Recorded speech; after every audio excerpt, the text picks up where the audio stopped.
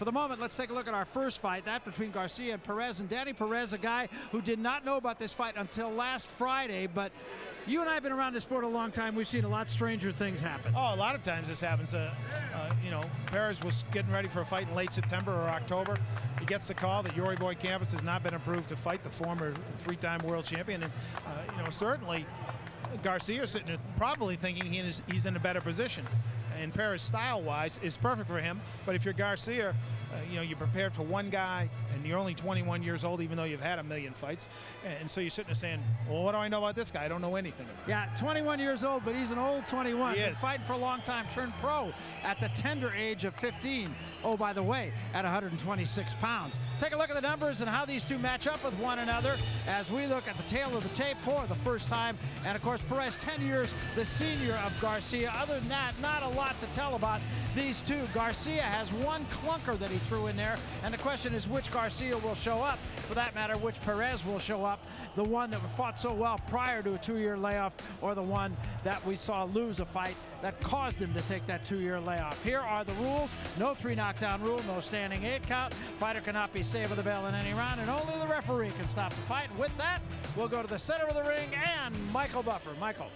Ladies and gentlemen, good evening and welcome to the MGM Grand of Las Vegas, where tonight Oscar de la Hoya's Golden Boy Promotions is proud to present an evening of world-class professional boxing for your entertainment.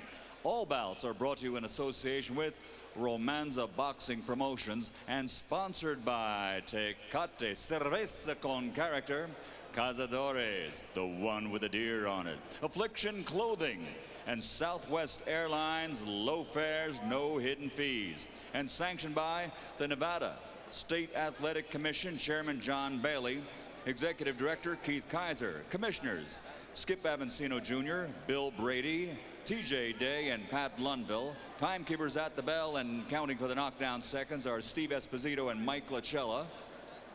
Physicians in attendance at ringside, doctors David Watson, Anthony Roggerelli, James Game, and Michael Gunter.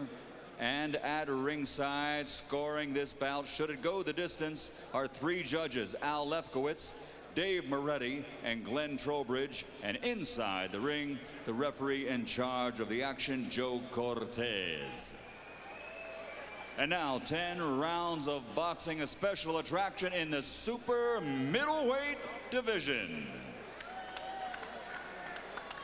Fighting out of the blue corner, wearing red trimmed with white, official weight 159 pounds. Professional record 32 victories, including 17 knockouts, 5 defeats.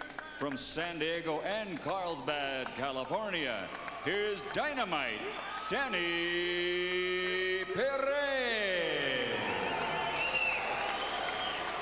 And fighting out of the red corner, wearing blue with white, official weight 163 pounds. Professional record 41 victories, including 34 knockouts, only 3 defeats. From Acuña, Mexico, Julio Babyface Garcia.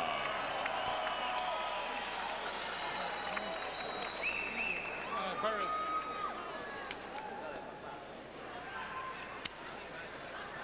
All right, gentlemen, we went over the rules in the dressing room. Ya di la regla en camerino. I expect a good, clean fight. En una pelea limpia. Protégese en todo momento. Protect yourself at all time. Remember, guys, I'm fair, but I'm firm. Touch them up. Well, Joe Cortez giving the fighters their instructions. I'm fair, but I'm firm, and I think that probably describes Joe. I would say that's fair. And not to mention firm. So we're set to go. Danny Perez, a substitute fighter who really comes in here thinking he can win this fight against Julio Garcia. We'll see if he's right. Well, you know, he's vastly more experienced. He's been in twice and went the distance with Antonio Margarito. He was in recently with Daniel Lopez. He's only been down once in his career. He's never been stopped. And he's in with a tremendous power puncher in Julio Garcia, but a guy who's never really been in with anybody. He says in his other life, he was a brawler, just wanted to get in and punch. He took an uppercut there from Garcia. He said, now, school of thought is get in, throw 4 or 5 punches, and get out of here. Yeah, that's what he told us But that was Friday, and right now he looks like the same Danny Garcia he always was, which is right there in front of you. And you want to trade, he's happy to trade.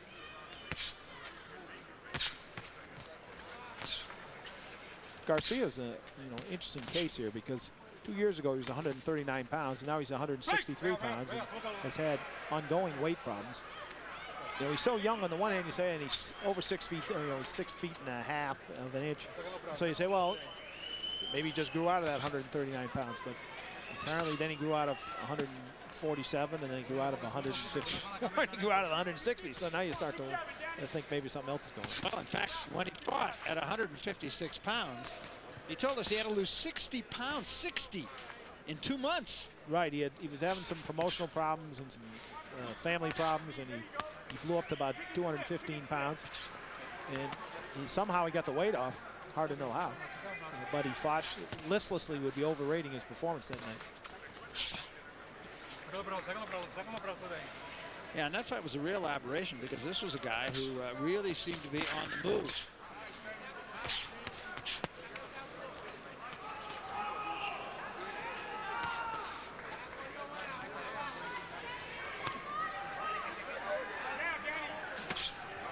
Well, in that fight against Troy Browning, he was 40 years old and really was just there for work.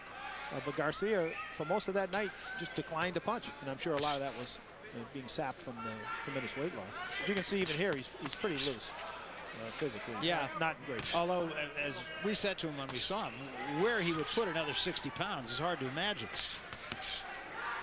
Pretty good counter left hand from Perez. Close first round. Perez did occasionally get on his toes, which is... But then he stands right in front of you after he gets on his toes. He also has wasted motion. Also has tendency to drop that left hand on occasion.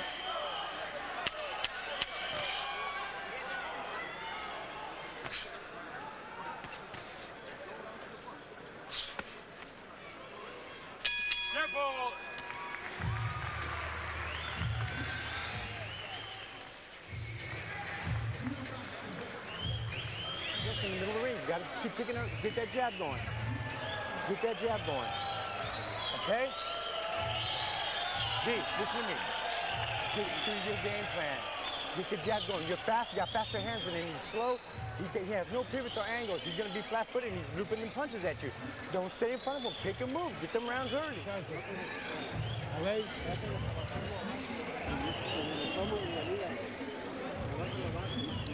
Okay, hit him to the liver.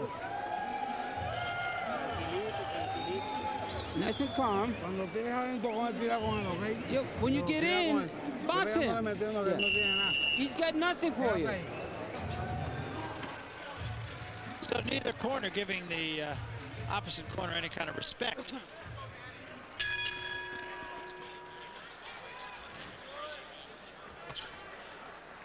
Well, it's an interesting situation here because already Danny Perez has lasted 3 minutes longer than Garcia's last opponent, who lasted 13 seconds. So, if they were looking to test him a little bit, which I think Golden Boy Promotions was hoping to do, they're going to get. I think they're going to get it tonight with Perez. Now, Garcia's a much more heavy-handed guy. If he lands his shots, he should win the fight. But he's in with a guy with a lot of experience, and they have a plan, and they know what they want to do. And the question for Perez, of course, is can he follow the plan? Right, without getting caught with one of those hooks, because Garcia's a big banger when he catches you, it's all over. And I keep coming back to Perez has a lazy left hand on occasion. He does, and if he gets countered with a hook, then you'll be picking him up with a spatula. But I'm not so sure Garcia's the same guy that he was, a year ago or a year and a half ago. Just doesn't look like he has a lot of fire.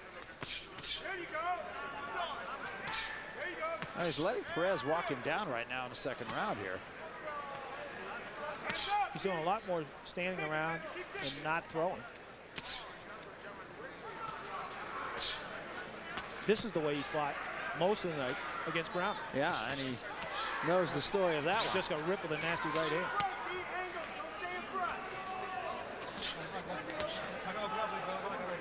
Well, it's really interesting. Every now and then you can really get a feeling about talking to one of the fighters of how they feel, or if they really feel they have a legitimate chance to win the fight. And you and I both walked out of the meeting with Perez saying, you know what? If you win fights over a table talking to announcers, then he's got a chance to win. No question about it. I mean, he said flatly, I'm here to win. And again, you're talking about a guy who's not only been in with good guys. You know, a lot of times that's the buzzword, say he's been in with good guys, which means he lost all those guys. But he was in with Jose Zarducci and beat him. You know, he was competitive in 2 fights, lost a split decision the first time with Antonio Margarito. He's the last guy to drop him. So, you know, you're not talking about a guy who doesn't know how to put his hands on. And he's absolutely dominating this second round here. Garcia's doing nothing. Good body shot there from Garcia. There is a school of thought, and he's certainly looking like it at the moment, that he might be a burned-out guy. He started professionally at 15. He had 22 professional fights before it was legal for him to fight in the United States. That's right. And right now, he's a punching bag. He's not throwing back. No, he's offering nothing. He's on his heels. Perez is walking him down, scoring almost at will.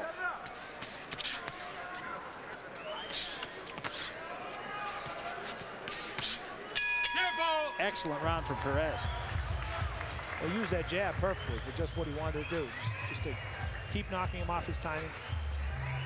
And the jab is working. It's setting everything up. Okay? It's working. Keep the jab going. Set everything up behind the jab. Make sure your right hand's up high. Keep moving the circle. Don't stay in front of him too much, okay? He's playing possum a little bit, okay? He's playing possum, okay? You got a long way to go, baby. Let's do a little at a time. These kind of body shots that you're going to see here are the kind of things that are going to boom. And you can see Garcia's just standing there looking at him. And he just has that look on his face that somebody doesn't want to be there. We're good now. You got to fight more. You got to be aggressive.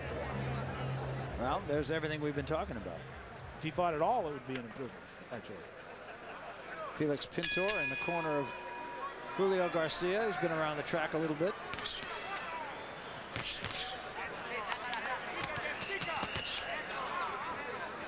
Huge edge in power punches for Perez so far in this fight. Now Garcia much more active to start the 3rd round. You know, maybe he's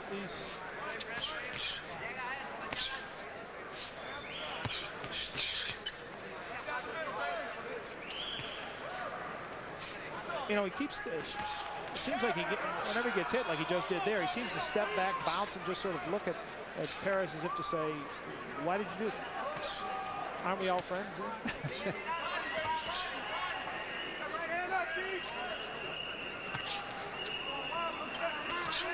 Which they're not.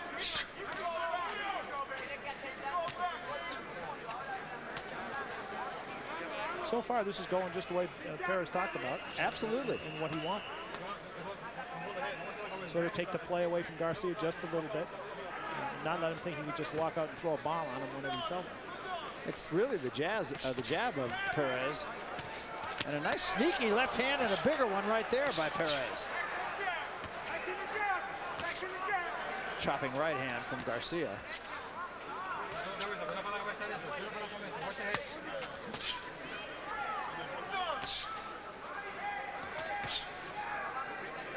And again, Garcia going backwards. Right, he's been backing up most of the night. And not with any purpose that I can decipher.